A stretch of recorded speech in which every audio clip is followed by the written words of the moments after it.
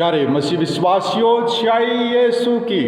प्रस्तुत है 13 मई 2021 की बाइबल पाठ।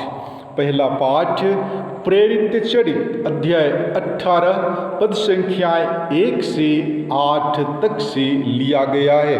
पाठ का मूल वाक्य है, पौलुस उनके यहाँ रहने तथा काम करने लगा। वह प्रत्येक विश्राम दिवस सभागृह में बोलता था। पौलुस एथेंस छोड़कर कोरिन्थ आया, जहाँ अक्विला नामक यहूदी से उसकी भेंट हुई। अक्विला का जन्म पोंतुस में हुआ था। वह अपनी पत्नी प्रिस्किल्ला के साथ इटली से आया था, क्योंकि क्लाउदियुस ने यह आदेश निकाला था कि सब यहूदी रोम से निकल जाएं।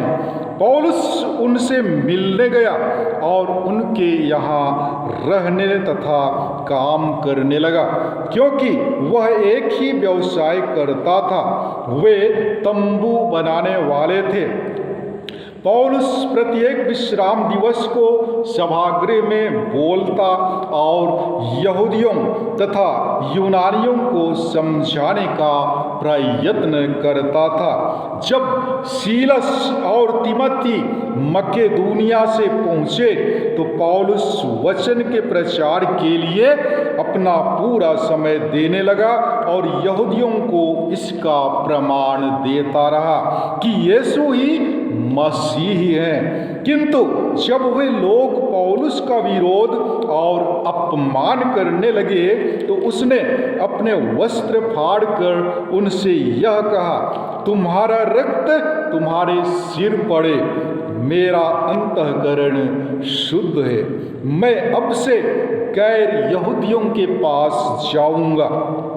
वह उन्हें छोड़कर चला गया और तितियुस युस्तुस नामक ईश्वर भक्त के यहाँ आया, जिसका घर सभागृह से लगा हुआ था। सभागृह के अध्यक्ष क्रिस्पुस ने अपने सारे परिवार के साथ प्रभु में विश्वास किया। बहुत से कोरिन्थी भी पौलुस की बातें सुनकर विश्वास करते और बपतिस्मा ग्रहण करते थे। प्रभु की वाणी। ईश्वर को धन्यवाद। और आज का सुसमाचार पाठ संत योहन के अनुसार पवित्र सुसमाचार अध्याय 16 पद संख्याएं 16 से 20 तक से लिया गया है। पाठ का मूल वाक्य है, तुम शोक करोगे किंतु तुम्हारा शोक आनंद में बदल जाएगा। यीशु ने अपने शिष्यों से यह कहा, थोड़े ही समय बाद तुम लोग मुझे नहीं देखोगे और फिर थोड़े ही समय बाद मुझे देखोगे।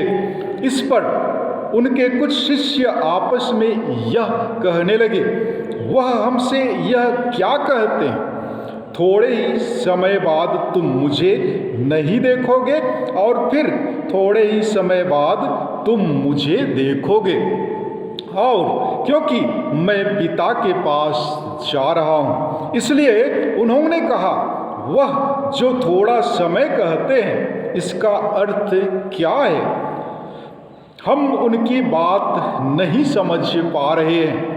यीशु ने यह जानकर कि वे मुझसे प्रश्न पूछना चाहते हैं, उनसे कहा, तुम आपस में मेरे इस कथन के अर्थ पर विचार विमर्श कर रहे हो कि थोड़े ही समय बाद तुम मुझे नहीं देखोगे और फिर थोड़े ही समय बाद मुझे देखोगे। मैं तुम लोगों से कहे देता हूँ, तुम रोओगे और विलाप करोगे, परंतु संसार आनंद मनाएगा। तुम शोक करोगे किंतु तुम्हारा शोक आनंद बन जाएगा। प्रभु का सुसमाचार। हे ख्रिस्त, तेरी स्तुति हो।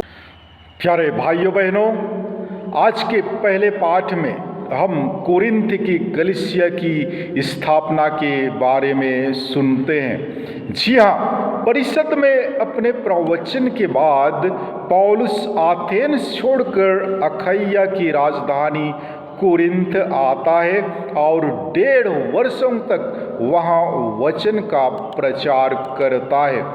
प्रारंभिक दिनों में वहाँ अक्विला और प्रिस्किल्ला नामक एक मसीही यहूदी दंपत्ति से उसकी भेंट होती है।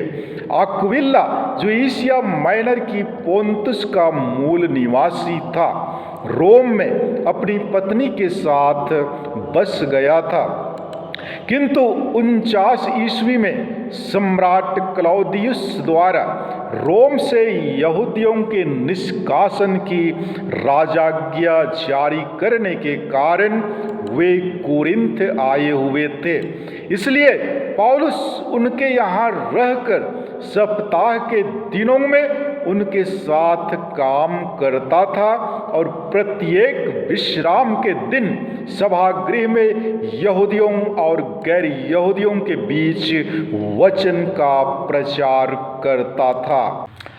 जब सीलस और तीमोथी मकिदुनिया से आर्थिक मदद के साथ लौटते हैं तो पौलुस पूरा समय वचन के प्रचार में लगा देता है और यहूदियों को यह प्रबल साक्ष्य देता है कि ईसा ही ख्रिस्त हैं। जब वे पौलुस का विरोध और अपमान करते हैं तो वह अपने वस्त्र की धूल झाड़कर उनके अविश्वास की जिम्मेदारी उनके सिर पर मढ़ता है और अपने को उनके प्रति दायित्व मुक्त साबित करते हुए गैर यहूदियों के पास जाने की घोषणा करता है। पौलुस ने इसी तरह की बातें करते हुए यह चेतावनी चिन्ह बरनाबस के साथ इकोनियुस के यहूदियों को दिखाया था।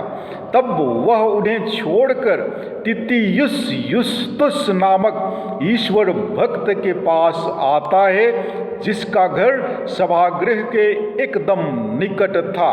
पौलुस का उसके पास आने का परिणाम यह होता है कि सभागृह का अध्यक्ष क्रिस्पुस अपने पूरे परिवार के साथ प्रभु ख्रिस्त पर विश्वास कर लेता है। अध्यक्ष के विश्वास में आने से बहुत से यहूदी तथा गैर यहूदी कुरिन्थी पौलुस का वचन सुनकर विश्वास करने और बपतिस्मा लेने लगते हैं। इसी बीच प्रभु ईसा एक रात पौलुस को दर्शन देकर हिम्मत नहीं हारने और वचन का प्रचार करते रहने का आदेश देता है। इस तरह वचन प्रचार के इस चरण पर यरूशलेम की महासभा में नबियों के वचनों के उद्धरण के साथ गैर यहूदियों के बीच में से ईश्वर की उभरती प्रजा संबंधी याकूब का उच्चरित कथन पूरा होने लगता है। निस्संदेह कोरिन्थ में एक जीवंत कलीसिया की स्थापना हो जाती है। प्यारे भाइयों बहनों, आज के सुसमाचार पाठ में हम यीशु की विदाई भाषण को सुनते हैं। जी हाँ, जैसे बाहर जाते समय एक माँ अपने रोते हुए बच्चों को सांत्वना देती है कि वह थोड़े ही समय बाद वापस आ जाएगी, वैसे ही यीशु भी अपने शिष्यों को सांत्वना देते हैं। लेकिन शिष्य थोड़े समय की बात नहीं समझ पाते हैं। यीशु जानते हैं कि उसके जाने से शिष्य दुखी होंगे, इसलिए वे उन्हें आश्वासन देते हैं कि उनका शोक आनंद में बदल जाएगा। जैसे कि बच्चे के जन्म के थोड़े समय बाद स्त्री प्रसव पीड़ा को भूल जाती है।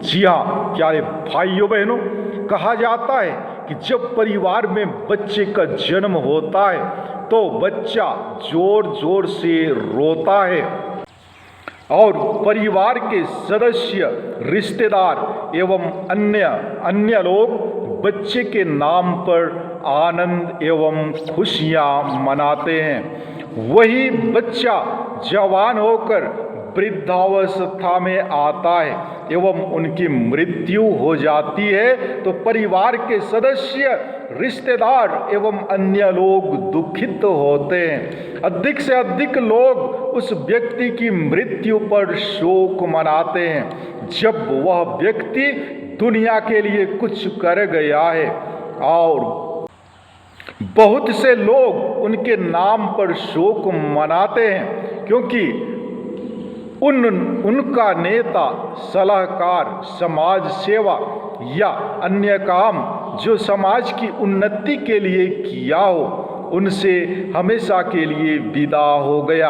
तब वह व्यक्ति स्वर्ग राज्य में दूतों और संतों की संगति में आनंद मनाएगा। यही है दुनिया की रीति।